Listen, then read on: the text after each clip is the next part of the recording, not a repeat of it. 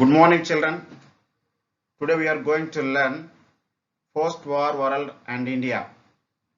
ప్రపంచ యుద్ధాల తరువాత ప్రపంచం మరియు భారతదేశం 10వ తరగతి 20వ పాఠం గురించి ఈ రోజు మనం నేర్చుకుందాం.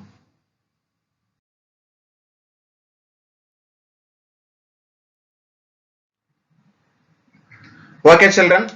In this lesson, some subtopics also there. The first subtopic is UNO, United Nations Organization. And the second subtopic is Cold War, 1945 to 1991. Third subtopic is proxy war or proxy wars. And the fourth one is military alliances. Fifth subtopic is arms and space race. And the sixth one is non-aligned movement NAM. The seventh one is Western Asia conflicts. Eighth subtopic is the growth of nationalism in the Middle East. Ninth subtopic is peace movements, collapse of the USSR and the end of the Cold War. And the last one is India and its neighboring countries. Relations between China and India, relations between Pakistan and India, relations between India and Bangladesh, relations between India and Sri Lanka.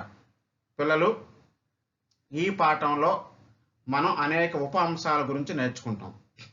అందులో మొదటిది ఐక్యరాజ్య సమితి, దాని గురించి సవివరంగా నేర్చుకుంటాం.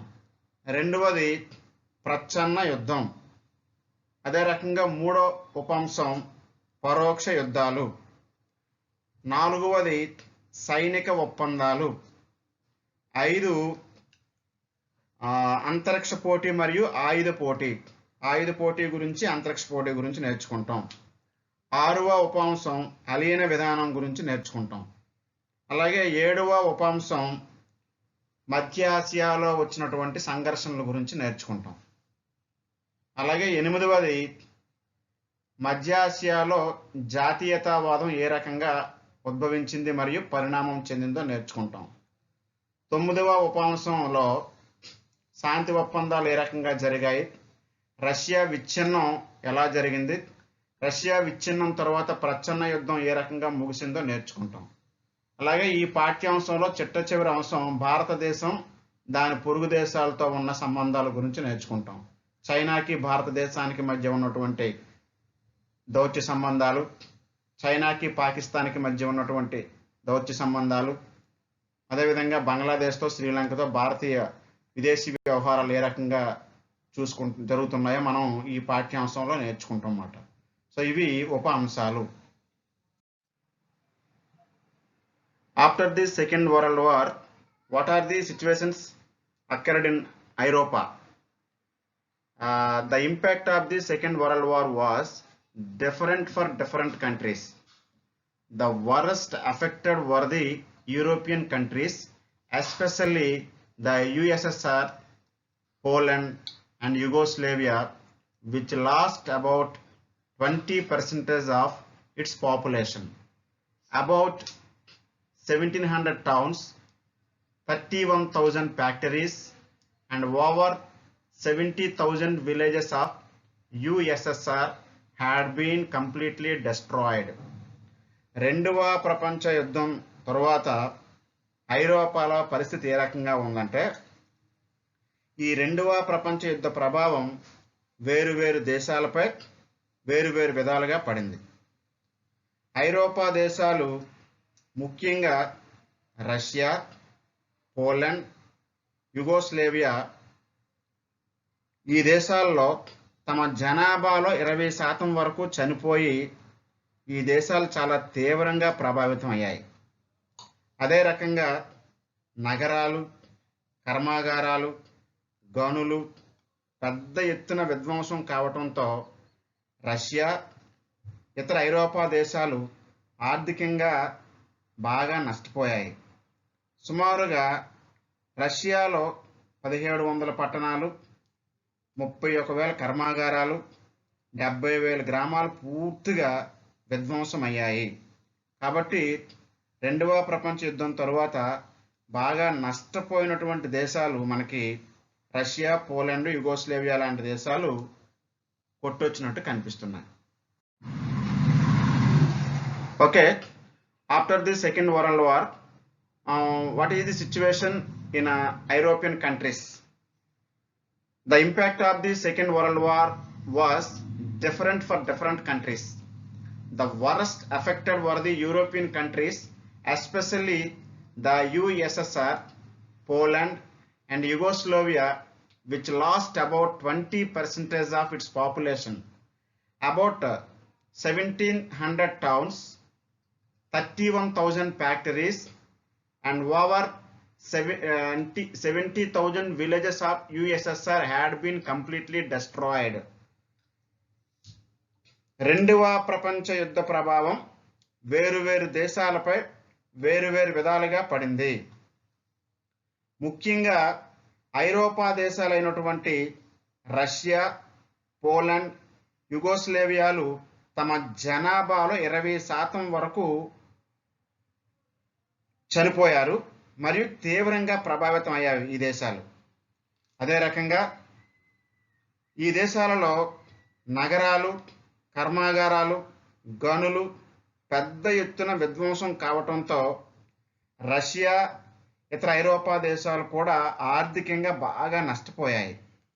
ముఖ్యంగా రష్యాలో 1,700 పట్టణాలు, 31,000 కర్మాగారాలు, 70,000 గ్రామాలు పూర్తిగా విధ్వంసం అయ్యాయి. ఇవి రెండవ ప్రపంచ యుద్ధం వల్ల సంభవించిన నష్టాలు కొన్ని మాత్రమే. సో చాలా రకాలుగా రెండవ ప్రపంచ యుద్ధం ఐరోపాలో తీవ్రమైనటువంటి నష్టాన్ని చూపించింది. In contrast, the America suffered less as the war was not fought on its territories. In fact, the Second World War helped America grow out of its economic misery caused by the Great Depression. రెండవ ప్రపంచ యుద్ధ ప్రభావం ప్రపంచవ్యాప్తంగా తీవ్రంగా పడినప్పటికీ అమెరికాలో ఈ యుద్ధ ప్రభావం మనకు కనిపించదు. ఎందువలన అంటే రెండవ ప్రపంచ యుద్ధం అనేది అమెరికా భూభాగాల మీద జరగలేదు. యుద్ధ రంగాలకు అమెరికా దూరంగా ఉంది కావున అమెరికా పరిశ్రమలు, వ్యవసాయం వృద్ధి చెందాయి. రెండవ ప్రపంచ యుద్ధ కాలంలో అమెరికా ఎక్కువ ఉపాధి, అధిక ఉత్పాదకత సాధించారన్నమాట. సో వాస్తవానికి ఆర్థిక మాంద్యం కారణంగా ఏర్పడినటువంటి ఆర్థిక సంక్షోభం నుంచి అమెరికా బయటపడడానికి పరోక్షంగా రెండవ ప్రపంచ యుద్ధం దోహదపడింది. ముఖ్యంగా రెండవ ప్రపంచ యుద్ధంలో అమెరికా పాల్గొన్నప్పటికీ అమెరికా భూభాగాలపై ఈ యుద్ధం జరగలేదు. అందువలన అమెరికాలో ఉన్నటువంటి పరిశ్రమలు కానీ, ఉత్పాదక సంస్థలు కానీ సురక్షితంగా ఉన్నాయి. ప్రపంచమంతా ఆర్థిక మాంద్య ప్రభావానికి లోనైతే అమెరికా ఆర్థిక మాంద్యం నుంచి పరోక్షంగా ఈ రెండవ ప్రపంచ యుద్ధం నుంచి గట్టెక్కిందన్నమాట. In March 1945, the American President Harry Truman said, "We have emerged from this war the most powerful nation in the world, the most powerful nation, perhaps in all history." 1945 మార్చిలో అమెరికా అధ్యక్షుడు హారీ ట్రూమన్ ఒక మంచి విషయాన్ని తెలియజేశారు. యుద్ధం వలన మనం ప్రపంచంలోకెల్లా శక్తివంతమైన దేశంగా ఆవిర్భవించాము. చరిత్ర మొత్తంలోనే ఇంతటి శక్తివంతమైన దేశం మరొకటి లేదు అన్నాడన్నమాట. అంటే రెండవ ప్రపంచ యుద్ధం వలన ప్రపంచంలో ఉన్నటువంటి అన్ని దేశాలు ఆర్థికంగా, పారిశ్రామికంగా నష్టపోయాయి.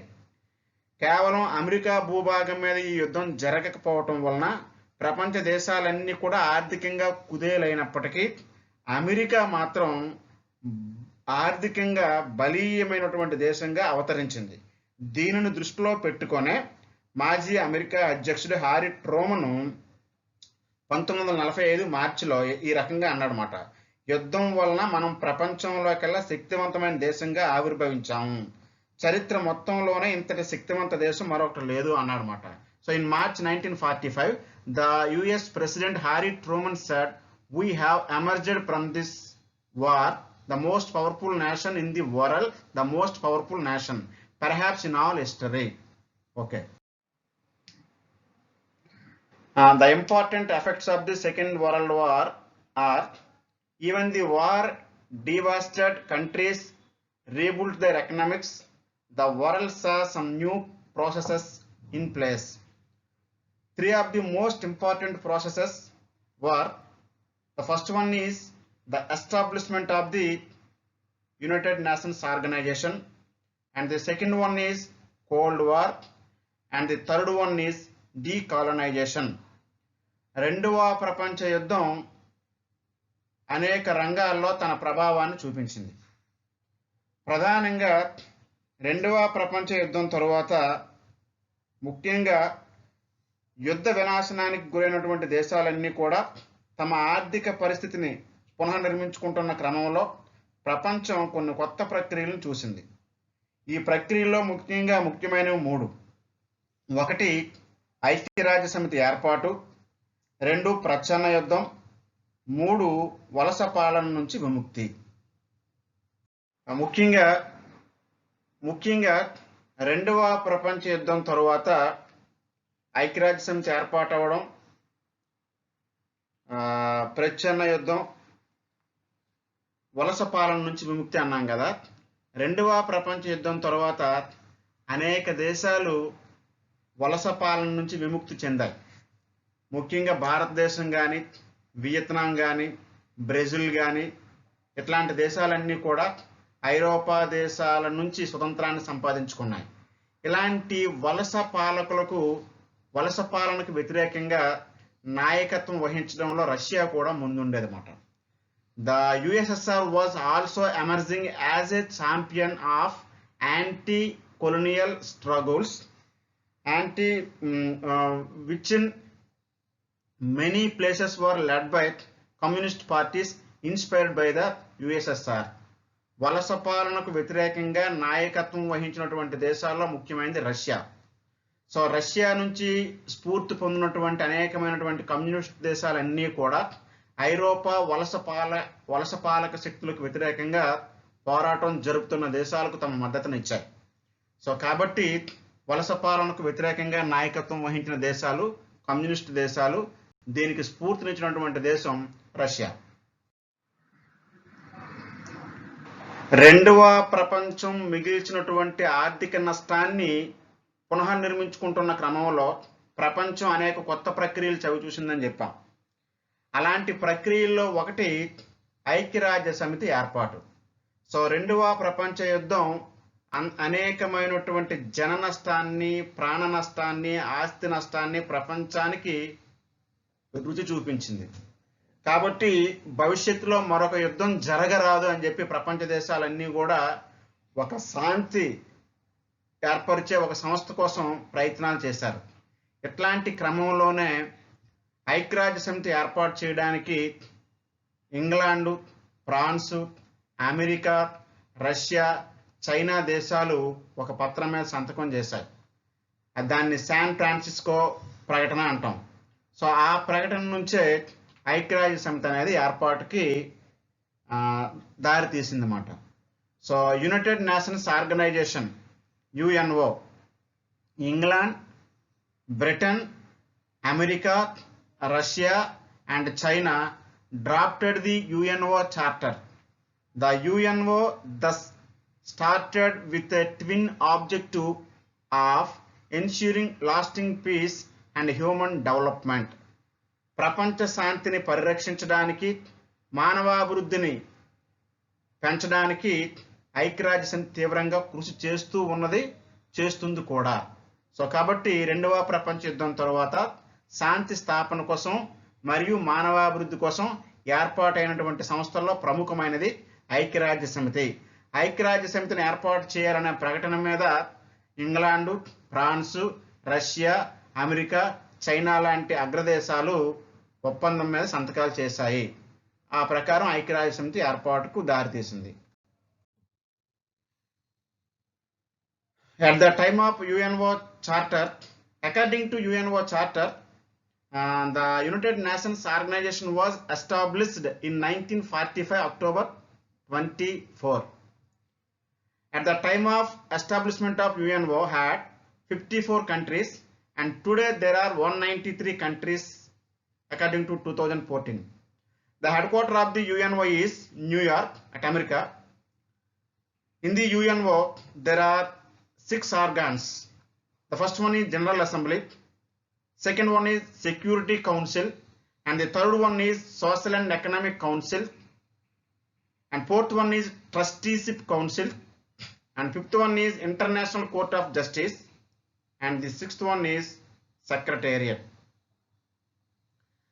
ఐక్యరాజ్య సమితి ఒప్పంద పత్రం ప్రకారం ఐక్యరాజ్య సమితి 1945 అక్టోబర్ 24వ తారీఖున ఏర్పాటైంది. ఐక్యరాజ్య సమితి యొక్క ప్రధాన కార్యాలయం అమెరికాలోని న్యూయార్క్లో కలదు. మరి 1945 అక్టోబర్ 24 నాటికి, అంటే ఐక్యరాజ్య సమితి ఏర్పాటైన రోజు నాటికి ఐక్యరాజ్య సమితిలో సభ్య దేశాలు కేవలం 54 మాత్రమే.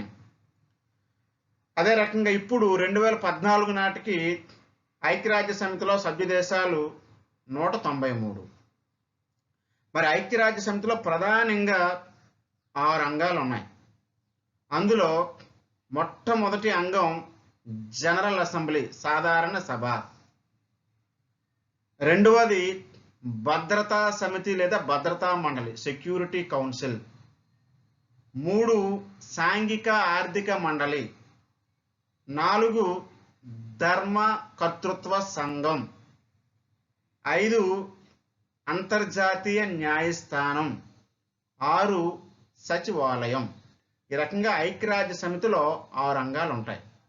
2 మార్కులు ప్రశ్న, ఐక్యరాజ్య సమితి గురించి వ్రాయండి అంటాడనమాట. రైట్ అబౌట్ యుఎన్ఓ అని చెప్పి. So according to the UNO charter, the establishment of UNO in 1945 and October 24. The headquarters of UNO is New York. There are 6 organs in UNO. The first one is General Assembly, Security Council, Social and Economic Council, Trusteeship Council, and International Court of Justice, and the Secretariat. So this is the information about UNO. ఐక్యరాజ్య సమితి యొక్క ప్రధాన ఆశయం ప్రపంచ శాంతిని పరిరక్షించుట మరియు మానవాభివృద్ధి కోసం పాటుపడుట. The main aim of the UNO is to establishment peace and human development. మరి ప్రపంచ శాంతిని పరిరక్షించడంతో పాటు మానవాభివృద్ధి సాధించడం కోసం ఐక్యరాజ్య సమితిలో అనేకమైనటువంటి ఉప అంగాలు ఉన్నాయి. వీటినే sub organs of the UNO అంటాం. సో ఇందులో కొన్ని ముఖ్యమైనటువంటి సబ్ ఆర్గాన్స్ గురించి నేర్చుకుందాం. The first one is WHO, World Health Organization. The headquarter of WHO is Geneva. స్విట్జర్లాండ్లో జెనీవా నగరంలో ప్రపంచ ఆరోగ్య సంస్థ యొక్క ప్రధాన కార్యాలయం కలదు. ప్రపంచంలో సంభవిస్తున్నటువంటి వ్యాధులను ఏ రకంగా నిర్మూలించాలి, ప్రపంచ ప్రజల యొక్క ఆరోగ్య స్థితిని ఏ రకంగా మెరుగుపరచాలి, ఇట్లాంటివన్నీ కూడా చూస్తున్న సంస్థ WHO. ప్రస్తుతం మన కరోనాకు సంబంధించినటువంటి అనేక సూచనలు ఇచ్చి మనల్ని చైతన్యపరుస్తున్నటువంటి ప్రముఖ అంతర్జాతీయ సంస్థ WHO. The headquarters of WHO is Switzerland in Geneva. So WHO means World Health Organization. And the second one, ILO, International Labour Organization. This is the ancient suborgan of UNO. నానాజాతి సమితి నాటికే అంతర్జాతీయ కార్మిక సంఘం ఉంది. ప్రపంచ కార్మికుల యొక్క స్థితిగతులను అంచనా వేయుట, ప్రపంచ కార్మికుల యొక్క బాగోగులకు తగిన చర్యలు తీసుకునుట దీని యొక్క లక్ష్యం. So the development of labours throughout the world is the main aim of ILO. The headquarter of ILO is Geneva. So అంతర్జాతీయ కార్మిక సంఘం యొక్క ప్రధాన కార్యాలయం కూడా జెనీవాలో కలదు.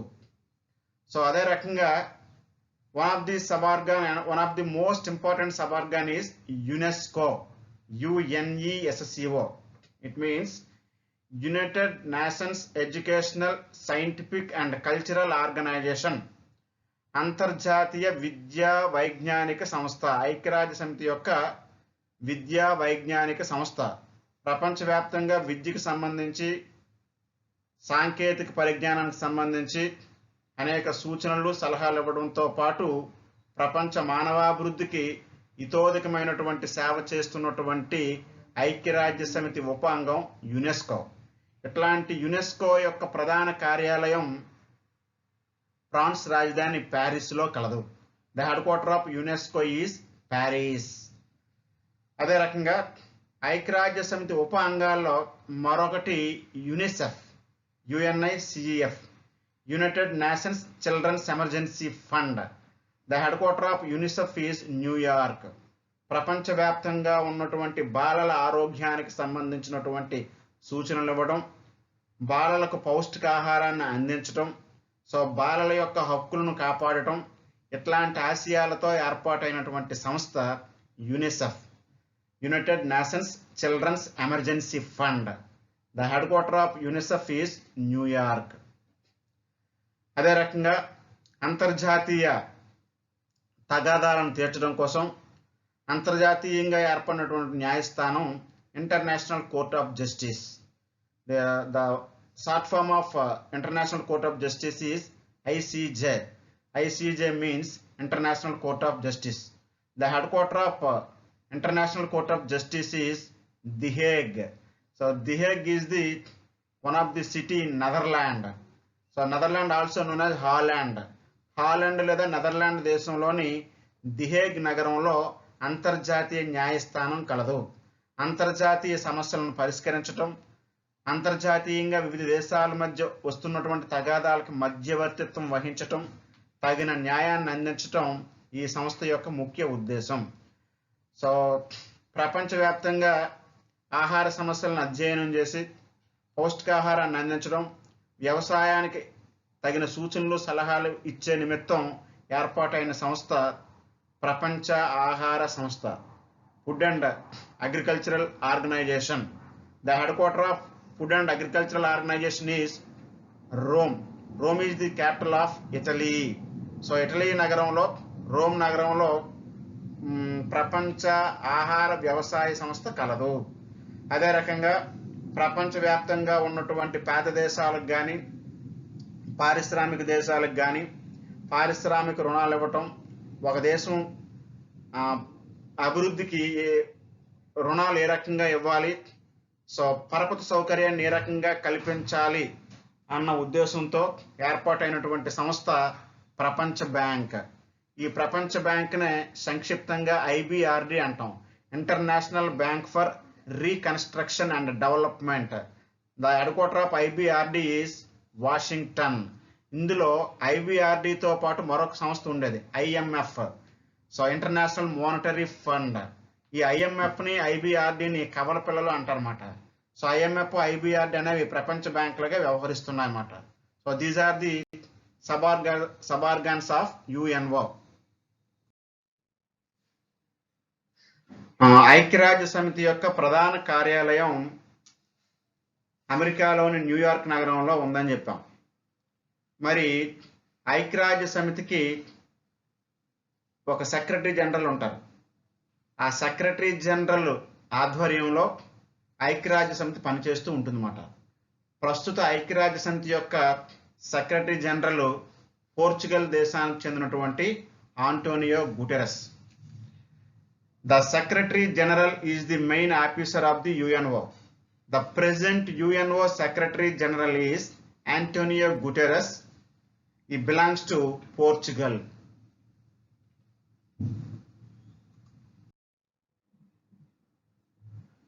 ఐక్యరాజ్య సమితి యొక్క అంగాలలో ముఖ్యమైనది, కీలకమైనది భద్రతా మండలి లేదా భద్రతా సమితి.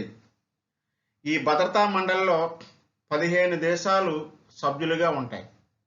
ఈ 15 సభ్య దేశాల్లో 5 దేశాలు శాశ్వత సభ్య దేశాలు, మిగతా 10 దేశాలు ప్రతి 2 సంవత్సరాలకి మారుతూ ఉంటాయి. ఇందులో ఉన్నటువంటి 5 సభ్య దేశాలు, 5 ముఖ్యమైన శాశ్వత సభ్య దేశాలు యుద్ధానికి సంబంధించినటువంటి నిర్ణయాలు తీసుకుంటాయి.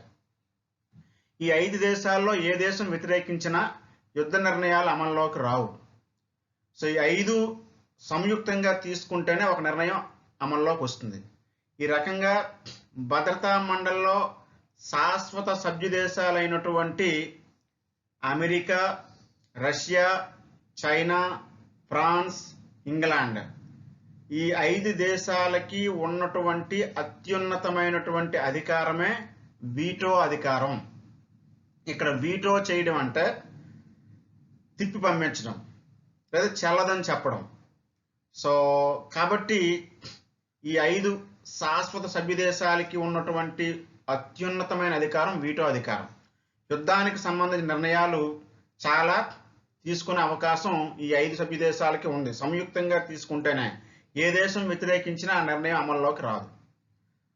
So the important organ of the UNO is Security Council. Decisions relating to war and peace taken in Security Council. The Security Council had 15 member countries. Permanent members of the Security Council are 5. So these are called naturally ABCFR. A for America, B for Britain, C for China, F for France, R for Russia. So వీటిని ABCFR అంటామన్నమాట. ఈ 5 సభ్య దేశాలు. These 5 countries have special status within it. Any decision taken by council can be vetoed. Vetoed means made invalid or rejected by the intervention of even any one of these countries. So ఈ 5 దేశాలకి ఉన్నటువంటి అత్యున్నతమైనటువంటి అధికారాన్ని veto అధికారం అంటారు. Now we are going to learn the success and failures of the UNO. While the UNO has been doing commendable work in the area of education, health, cultural exchange and protection of heritage, it has been less successful in preventing wars. It has often been held hostage to the ambitions, the superpowers that sought world control. ప్రధానంగా 2వ ప్రపంచ యుద్ధం తరువాత యుద్ధాలను నివారించడంలో చాలా వరకు ఐక్యరాజ్య సమితి సఫలీకృతం అయిందని మనం చెప్పొచ్చు. ప్రధానంగా ఐక్యరాజ్య సమితి తనకు ఉన్న ఉప అంగాల ద్వారా WHO కానీ, ILO కానీ, యునెస్కో కానీ, యూనిసెఫ్ కానీ వీటి ద్వారా విద్య, ఆరోగ్యం, సంస్కృతి, వారసత్వం ఇట్లాంటి విషయాల్లో అనేకమైనటువంటి అభివృద్ధి కార్యక్రమాలు ఐక్యరాజ్య సమితి చేపట్టింది. అయితే ఇందులో ప్రధానంగా కొన్ని సందర్భాల్లో కొన్ని యుద్ధాలను నివారించడంలో మాత్రం ఐక్యరాజ్య సమితి విఫలమైందని చెప్పొచ్చు. ప్రధానంగా మధ్యాసియా సంఘర్షణలను, ఇరాన్ ఇరాక్ యుద్ధం అట్లాంటివి మాట వాటిని నివారించడంలో ఐక్యరాజ్య సమితి కొంతవరకు విఫలమైంది. అదే రకంగా ఐక్యరాజ్య సమితిలో ఉన్నటువంటి 5 శాశ్వత సభ్య దేశాలకి వీటో అధికారం ఉంది. ఈ వీటో అధికారం కూడా కొన్ని సందర్భాల్లో దుర్వినియోగం అవుతుందన్నమాట. ప్రపంచ దేశాలన్నిటికీ సమ ప్రాధాన్యత లేదని చెప్పి ఒక రకమైనటువంటి అపవాదు ఐక్యరాజ్య సమితి మీద ఉంది.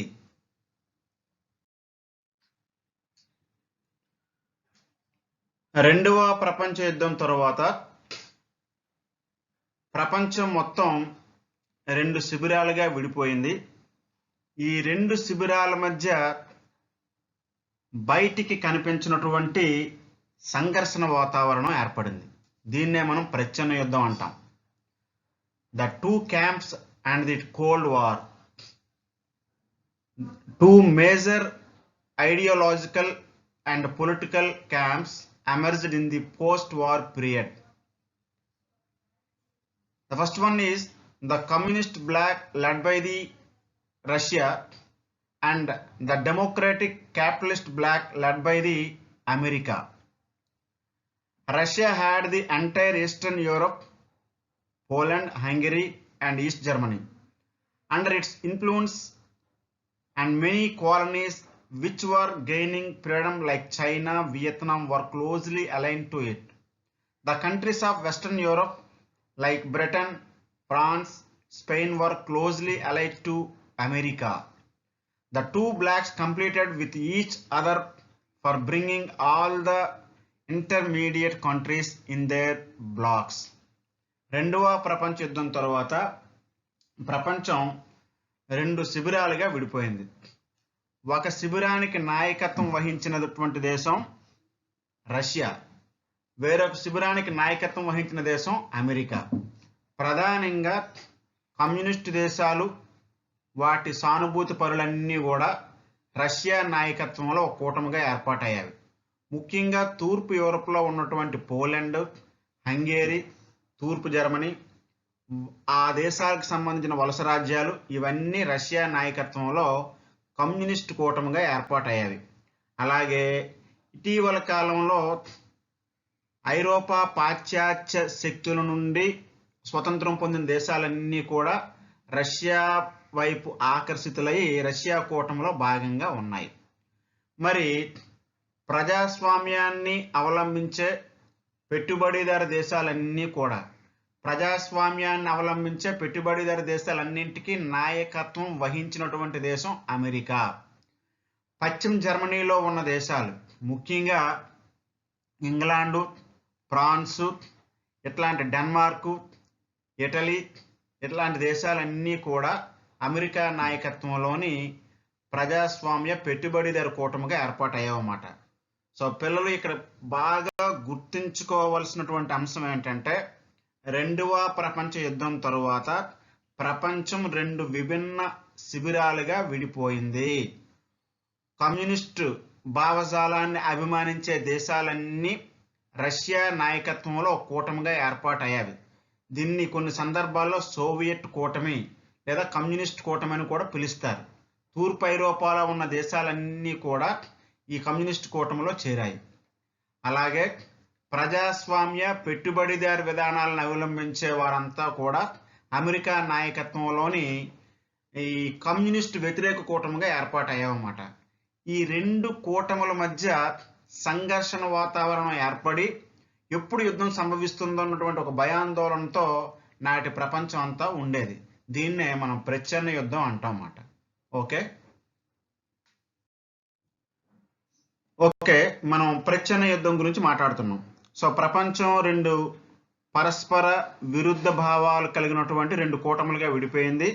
ఈ రెండు కూటముల మధ్య ఏర్పడినటువంటి సంఘర్షణ పూరితమైన వాతావరణమే ప్రచ్ఛన్న యుద్ధం అన్నాం. సో ప్రత్యక్షంగా యుద్ధంలో ఏ దేశాలు పాల్గొవు. ఒక కూటమిని పడదోసి వేరొక కూటమి అభివృద్ధి చెందడానికి కొన్ని తెర వెనుక చర్యలు చేపడుతుంది. ఆ రకంగా పరస్పర విరుద్ధ భావాలతో ఒక దేశాన్ని పడగొట్టడం కోసం ఇంకొక దేశం అవలంబించినటువంటి పరోక్ష యుద్ధాన్నే మనం ప్రచ్ఛన్న యుద్ధం అంటామన్నమాట. సో పిల్లలు ఇక్కడ రైట్ అబౌట్ కోల్డ్ వార్ అంటాడు. సో 2 మార్క్స్ ప్రశ్న వచ్చే అవకాశం ఉంది. The cold war means the absence of a real fighting. The Cold War created tension between the America and Russia. The Cold War cost 20 million from the third world countries. The Cold War influenced the world between 1945 and 1991. ప్రచ్ఛన్న యుద్ధం అనే ఒక ఘర్షణ పూరితమైనటువంటి వాతావరణం 1945 నుంచి 1991 వరకు కొనసాగింది. ఇందులో ప్రధానంగా ప్రచ్ఛన్న యుద్ధంలో ప్రత్యక్షంగా యుద్ధం జరగలేదు. అమెరికాను పడదోయటానికి రష్యా, రష్యాని పడదోయటానికి అమెరికా అనేకమైనటువంటి కవ్వింపు చర్యలకు కాలు దువ్వాయి. ఈ క్రమంలోనే కొన్ని అంతర్జాతీయ సంస్థలు వెలిశాయి. ఒక సంస్థను పడగొట్టడం కోసం ఇంకొక సంస్థ. సో ఈ రకమైనటువంటి పరిస్థితి ఉండటం వలన ముఖ్యంగా మూడో ప్రపంచ యుద్ధాలు బాగా నష్టపోయాయి. ఇందులో సుమారుగా 20 మిలియన్ల నష్టాన్ని మూడో ప్రపంచ దేశాలు అవి చూశాయి. సో ఈ మూడో ప్రపంచ దేశాలు అంటే ఏంటో నెక్స్ట్ చూద్దాం మనం. Dear children, look at that map. The blue color indicates first world countries and the red color indicates second world countries and the green color indicates third world countries. So what is the meaning of first world? The very developed countries called first world: America, France, Portugal, England, Norway, Sweden, Denmark, Greece, South Africa and Australia were some of the first world countries. So almost these countries followed the ideology of America. So countries which are followed the ideology of America were called first world countries. And the second world countries, countries which are followed the ideology of Russia were called second world countries. East Germany, East European countries, Russia second world countries మాట. So what about third world? ఇటీవల కాలంలో స్వతంత్రం పొందినటువంటి Asia, Africa, Latin America దేశాలను మూడో ప్రపంచ దేశాలు అంటారు. ఐరోపా వలస పాలక శక్తుల నుండి స్వాతంత్రం పొందినటువంటి లాటిన్ అమెరికా, ఆఫ్రికా, ఆసియాలోని దేశాలను మూడవ ప్రపంచ దేశాలు అంటారు. Third world means the countries emerging from colonial domination, for example Vietnam, Korea, Angola and Afghanistan. పిల్లలు మరొకసారి మూడో ప్రపంచ దేశాలు అనగానే అంటాడు. ఇటీవల కాలంలో ఐరోపా వలస పాలక దేశాల నుండి స్వాతంత్రం పొందినటువంటి లాటిన్ అమెరికా, ఆఫ్రికా, ఆసియాలోని దేశాలను మూడవ ప్రపంచ దేశాలు అంటారు.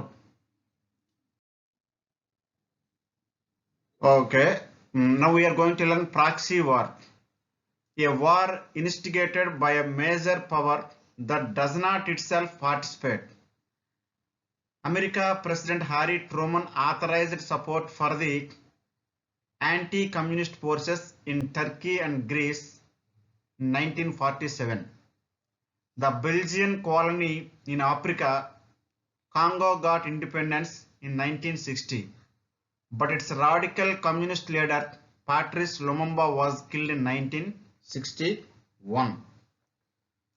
మొదటి నుంచి కూడా స్వాతంత్రం కోసం పోరాటం జరుపుతున్నటువంటి దేశాలను తమ ప్రాభవంలోకి తీసుకురావటానికి ఈ కమ్యూనిస్టు పెట్టుబడిదారు శిబిరాలు ప్రయత్నించాయి.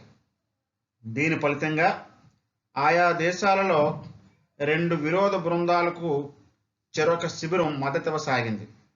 ఉదాహరణకు 1947లో టర్కీ, గ్రీక్ దేశాల్లో కమ్యూనిస్ట్ వ్యతిరేక శక్తులకు అమెరికా అధ్యక్షుడు హారీ ట్రూమన్ మద్దతిచ్చాడు. ఇక్కడ టర్కీలోను, గ్రీసులోను ప్రధానంగా రష్యా ప్రభావంతో కమ్యూనిస్ట్ భావాలకి బాగా ప్రాధాన్యత ఉంది. అదే సమయంలో ఆ టర్కీ, గ్రీక్ దేశంలో కమ్యూనిస్టు వ్యతిరేకులు కూడా ఉన్నారన్నమాట. కాబట్టి ఇక్కడ ఏమైంది, రష్యా సహాయం టర్కీకి, గ్రీస్కి అందుతుంది. కాబట్టి ఆ టర్కీ, గ్రీసులో ఎవరైతే కమ్యూనిస్ట్ వ్యతిరేకులు ఉన్నారో వారికి అమెరికా అధ్యక్షుడు హారీ ట్రూమన్ మద్దతు ఇచ్చాడనమాట. అదే రకంగా కాంగోని బెల్జియం పరిపాలించేది. సో ఎప్పుడైతే కాంగోని బెల్జియం పరిపాలిస్తుందో కాంగోకు మద్దతుగా రష్యా నిలిచింది. కాంగోకు మద్దతుగా రష్యా నిలవడంతో తప్పనిసరి పరిస్థితుల్లో 1960లో బెల్జియం కాంగో దేశానికి మద్దతు ఇచ్చిందన్నమాట. అయితే ఇక్కడ కాంగో దేశానికి స్వతంత్రం సంపాదించినటువంటి నాయకుడు పాట్రిస్ లుముంబా. ఈ పాట్రిస్ లుముంబాని 1961లో చంపేయడం జరిగిందన్నమాట. సో ఇక్కడ పరోక్ష యుద్ధాలు అంటే మనం ఆల్రెడీ చెప్పాం, ప్రపంచం రెండు శిబిరాలుగా విడిపోయిందని. ఈ రెండు శిబిరాలు ఏం చేశాయంటే తటస్థంగా ఉన్న దేశాలని తన వైపు లాగుకోవడం కోసం మద్దతు ఇవ్వడం జరిగింది. గ్రీస్కి, టర్కీకి హారీ ట్రూమన్ మద్దతు ఇచ్చాడు. అదే రకంగా కాంగోకి స్వతంత్రం సంపాదించడం కోసం ప్రయత్నించినటువంటి నాయకుడు పాట్రిస్ లుముంబా. ఈ పాట్రిస్ లుముంబాకి సహాయం చేసిన దేశం రష్యా. తరువాత కమ్యూనిస్ట్ వ్యతిరేక శక్తులన్నీ కూడా పాట్రిస్ లుముంబాని హత్య చేయడం జరిగింది 1961లో. సో దీన్ని మనం పరోక్ష యుద్ధాలు లేదా ప్రాక్సీ వార్స్ అంటామన్నమాట. ఓకే, కాంగోకి స్వతంత్రం సంపాదించి పెట్టిన నాయకుడు పాట్రిస్ లుముంబా. పాట్రిస్ లుముంబాకి ఎవరి సహాయం వచ్చింది? రష్యా సహాయం. అంటే కమ్యూనిస్టుల సహాయంతో పాట్రిస్ లుముంబా కాంగోకి స్వతంత్రాన్ని తీసుకొచ్చాడు. ఏ దేశం నుంచి? బెల్జియం దేశం నుంచి. ఆ తర్వాత కమ్యూనిస్ట్ వ్యతిరేక శక్తులు పాట్రిస్ లుముంబాని హత్య చేశారన్నాం 1961లో.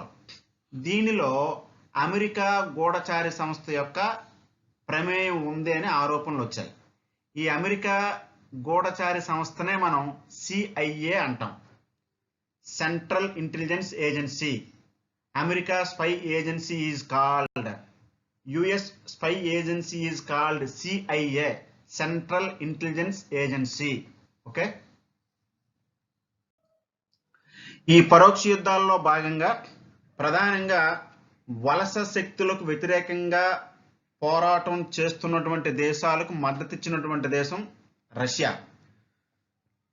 రష్యా సహాయంతోనే అనేక మూడవ ప్రపంచ దేశాలు ఐరోపా వలస పాలక శక్తుల నుంచి స్వతంత్రాన్ని పొందారు. ఇందాక మనం బెల్జియం నుంచి కాంగో స్వతంత్రం పొందిందని చెప్పాం.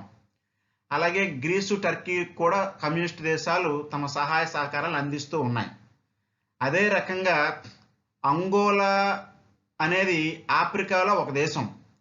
ఆఫ్రికాలో ఉన్నటువంటి అంగోలాని పరిపాలిస్తున్నటువంటి ఐరోపా దేశం పోర్చుగల్. ఈ పోర్చుగల్ దేశం నుండి అంగోలాకి స్వతంత్రం వచ్చినటువంటి సంవత్సరం 1975 నవంబర్. పోర్చుగల్ నుంచి అంగోలా స్వతంత్రం పొందడానికి పూర్తి సహాయ సహకారాలను అందించినటువంటి కమ్యూనిస్టు దేశాలు రష్యా, క్యూబా. సో ఇదంతా కూడా ప్రాక్సీ వార్స్ లో భాగం.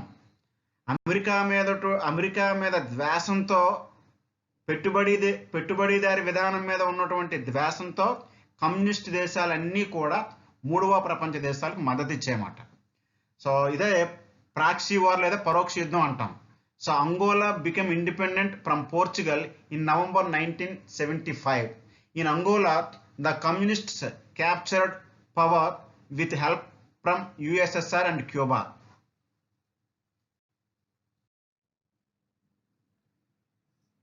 పిల్లలు, ప్రపంచంలో అద్భుతమైనటువంటి చైతన్యవంతమైనటువంటి స్ఫూర్తిని కలిగించినటువంటి ప్రముఖ కమ్యూనిస్ట్ నాయకుడు ఫిడెల్ కాస్ట్రో. ఈ పేరు వింటేనే రోమాలు నెక్కబడుస్తాయి, గూస్ బంప్స్ వస్తాయి. సో ఫిడెల్ కాస్ట్రో అనేవాడు ఒక ప్రముఖ కమ్యూనిస్ట్ యోధుడు. ప్రపంచం కని విని ఎరిగినటువంటి కమ్యూనిస్ట్ భావజాలాన్ని సంపూర్ణంగా పుణికిపుచ్చుకున్నటువంటి వ్యక్తి Fidel Castro. So Fidel Castro led a revolution to build socialism in Latin America. So Latin America అంటే మెక్సికో, మధ్య అమెరికా, దక్షిణ అమెరికా దేశాలు, లాటిన్ అమెరికా దేశాలు అంటారు. ముఖ్యంగా ఫిడెల్ కాస్ట్రో క్యూబా దేశానికి చెందినవాడైనప్పటికీ ఈ క్యూబాలోను, మెక్సికోలోను, బ్రెజిల్లోను, చిలీలోను ఇట్లాంటి లాటిన్ అమెరికా దేశాల్లో కమ్యూనిజ సామ్యవాద భావాల వ్యాప్తికి నాంది ప్రస్తావన చేసిన వాడు Fidel Castro. So Fidel Castro led a revolution to build socialism in Latin America. అదేవిధంగా మరి లాటిన్ అమెరికాలో చిలీ దేశంలో సామ్యవాద భావాల వ్యాప్తికి, కమ్యూనిస్ట్ భావాల వ్యాప్తికి నడుం కట్టిన వ్యక్తి Salvador అలెండే. The socialist government of Chile, led by Salvador Allende, he was toppled by America background army generals.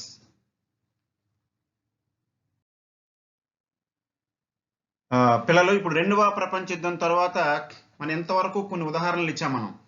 So Congo స్వాతంత్రం సంపాదించుకోవడం, అంగోలా స్వాతంత్రం సంపాదించుకోవడం, ఈ క్యూబా, చిలీ దేశాల గురించి ఇంతవరకు రష్యా యొక్క ప్రభావం చాలా బాగా జరిగింది. కానీ 1960 తరువాత రష్యా అభివృద్ధి తిరోగమనం బాటు జరిగిందన్నమాట.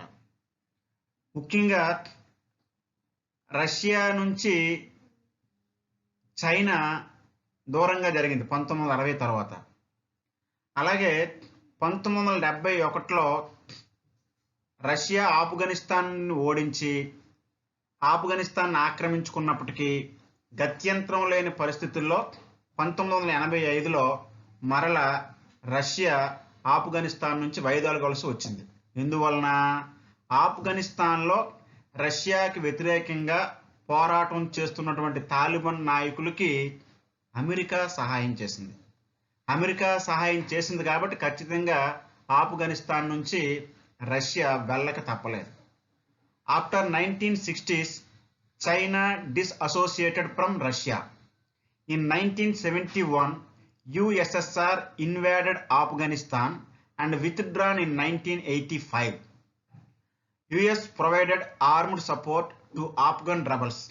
Afghanistan fell to religious extremists led by the Taliban.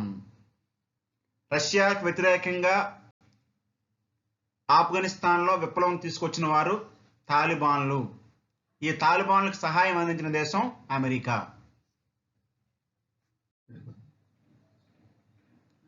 రెండవ ప్రపంచ యుద్ధం తరువాత ప్రపంచం పరస్పర విరుద్ధ భావాలు గల రెండు కూటములుగా విడిపోయిందని చెప్పాం. సో ఈ రెండు కూటముల మధ్య ఎప్పుడు యుద్ధం జరుగుతుందా అన్నటువంటి భయాందోళనలు ఉండేవి. ఇలాంటి భయాందోళనలతోనే ఒక శిబిరం వేరొక శిబిరానికి వ్యతిరేకంగా కొన్ని దేశాలతో సైనిక ఒప్పందాలు చేసుకుంది.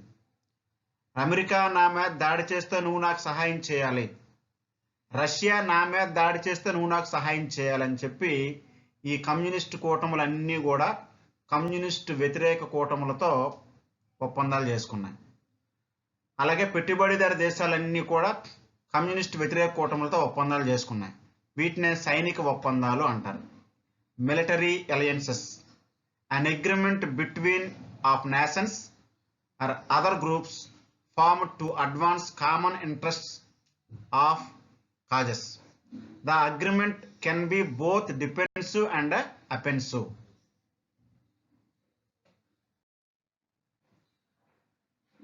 సైనిక ఒప్పందాల్లో భాగంగా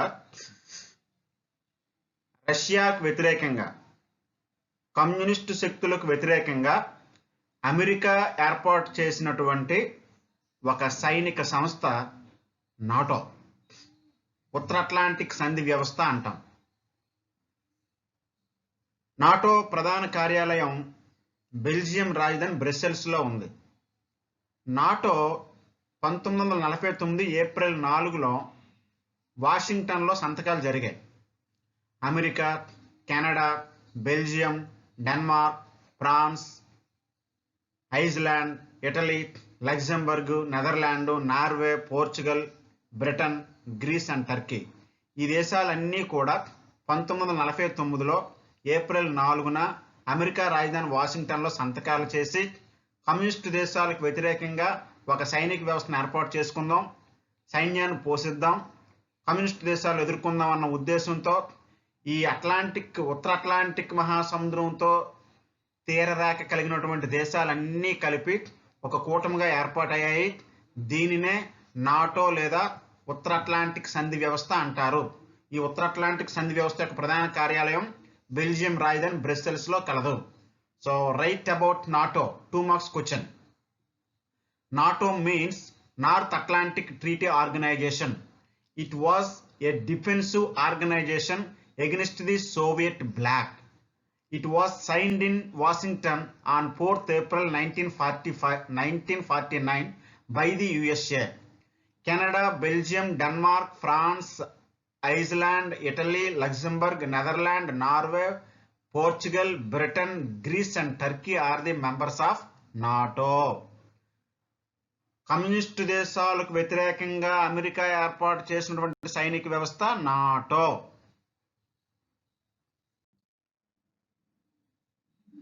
కమ్యూనిస్టు దేశాలకు వ్యతిరేకంగా అమెరికా ఏర్పాటు చేసినటువంటి ఒప్పందాల్లో సైనిక ఒప్పందాల్లో ఒకటి నాటో గురించి నేర్చుకున్నాం. మరి నాటో అనేది కేవలం ఉత్తర అట్లాంటిక్ దేశాలకే పరిమితమైంది కావున మిగతా తన సానుభూతి పరులతో మరికొన్ని వ్యవస్థలను ఏర్పాటు చేసింది. అందులో ఒకటి సీటో, రెండోది సెంటో. నాటోలో కేవలం అట్లాంటిక్ మహాసముద్రంతో సంబంధం కలిగినటువంటి దేశాలే సభ్య దేశాలుగా ఉన్నాయి.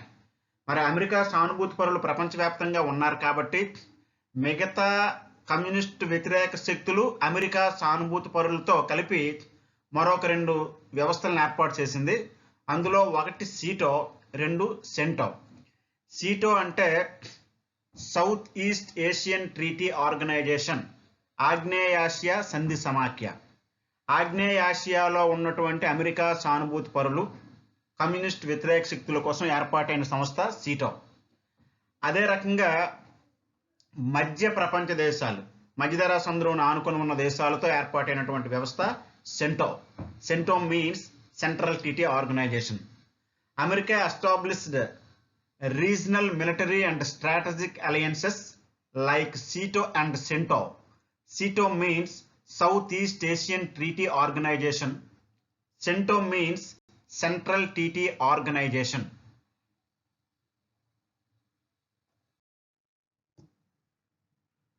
మరి కమ్యూనిస్ట్ దేశాలకు వ్యతిరేకంగా అమెరికా ఏర్పాటు చేసినటువంటి సైనిక కూటముల్లో నాటో అని చెప్పాం, సీటో చెప్పాం, సెంటో చెప్పాం. మరి రష్యాకు వ్యతిరేకంగా అమెరికా ఇన్ని సైనిక వ్యవస్థలను ఏర్పాటు చేసింది కావున రష్యా కూడా తన సానుభూతి పరులతో, కమ్యూనిస్టు భావజాలను ఇష్టపడే దేశాలతో మరియు తమ అంతర్గత స్వేచ్ఛ కోసం, తమను తామును కాపాడుకోవడం కోసం రష్యా కూడా ఒక సంధి సమాఖ్యను ఏర్పాటు చేసింది. దీన్ని మనం వార్సా ట్రీటీ అంటాం. సో ఈ వార్సా ట్రీటీ అనేది 1955లో ఏర్పాటు అయింది. ముఖ్యంగా ఇందులో తూర్పు జర్మనీ, చెకోస్లోవేకియా, రొమేనియా, పోలాండ్ లాంటి దేశాలు, అలాగే అల్బేనియా, బల్గేరియా లాంటి దేశాలు కూడా సభ్య దేశాలుగా ఉన్నాయి. నాటోకు వ్యతిరేకంగా అమెరికా ఏర్పాటు చేసిన సైనిక వ్యవస్థ Warsaw treaty. Warsaw treaty in opposition to the NATO. In opposition to the NATO organized by America, Warsaw Treaty was proposed by Russia in May 1955 for the East European communist countries like Albania, Bulgaria, Hungary, East Germany, Czechoslovakia, Romania and Poland have signed the agreement.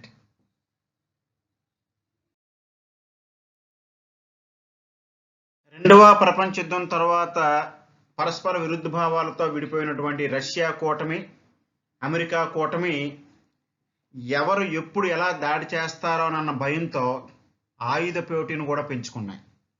అలాగే అంతరిక్షం నుంచి యుద్ధాలు వస్తే ఏం చేయాలి కాబట్టి అంతరిక్షం గురించి కూడా పరిశోధనలు చేశాయి.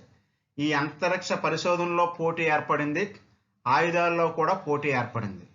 సో కాబట్టి దీన్ని మనం ఆర్మ్స్ అండ్ స్పేస్ రేస్ అంటాం. A competition between nations for superiority in the development and accumulation of weapons is called arms race. In the same way competition between nations for superiority in the development of space research is called space race. ఆయుధాలను పెంచుకోవడంలోనూ అంతరిక్ష పరిశోధనల ఏర్పాటు చేయడంలోనూ వచ్చిన పోటీని ఈ ఆయుధ పోటీ లేదా అంతరిక్ష పోటీ అంటారన్నమాట. ఈ ఆయుధ పోటీ, అంతరిక్ష పోటీ ప్రధానంగా ఆ రెండు కూటముల మధ్య జరిగింది. కమ్యూనిస్ట్ కూటమి మరియు పెట్టుబడిదారు దేశాల కూటమి మధ్య జరిగింది. అదేవిధంగా ఈ పెట్టుబడిదారు దేశాల కూటమికి, కమ్యూనిస్ట్ దేశాల కూటమికి మధ్య ఆయుధ పోటీయే కాకుండా అంతరిక్ష పోటీ కూడా జరిగింది. సో అంతరిక్షంలోకి వెళ్ళినటువంటి మొట్టమొదటి కృత్రిమ ఉపగ్రహం స్పుత్నిక్ 1. ఈ స్పుత్నిక్ 1ను తయారు చేస్తున్నటువంటి దేశం రష్యా. అదే రకంగా అంతరిక్షంలోకి వెళ్ళిన మొట్టమొదటి మానవుడు Uri Gagarin, colonel Uri Gagarin. ఈయన 1961లో వోస్తోక్ అనే అంతరిక్ష నౌకలో వెళ్ళాడనమాట. అదే రకంగా మరి అంతరిక్షంలోకి అమెరికా ప్రయోగాలు చేయలేదు, కానీ చంద్రమండలం మీదకి వెళ్ళడంలో అమెరికా సక్సెస్ అయింది. చంద్రుడి మీదకి వెళ్ళిన మొట్టమొదటి వ్యక్తి Neel Armstrong, 1969. So the first satellite Sputnik belongs to Russia. The first person who is going to space is colonel Uri Gagarin in 1961. The first person who is going on moon is Neel Armstrong in 1969. చంద్రుడి మీదకి వెళ్ళిన మొట్టమొదటి వ్యక్తి Neel Armstrong 1969లో Apollo అనే అంతరిక్ష నౌకలో. Neel Armstrong America దేశానికి చెందిన వ్యక్తి. అంతరిక్షంలోకి వెళ్ళిన మొట్టమొదటి మానవుడు కల్నల్ యూరీ గగారిన్ 1961లో. ఈయన రష్యా దేశానికి చెందిన వ్యక్తి. ఈ రకంగా ఆయుధ పోటీ కాకుండా అంతరిక్ష పోటీ కూడా రష్యాకి అమెరికాకి మధ్య జరిగింది.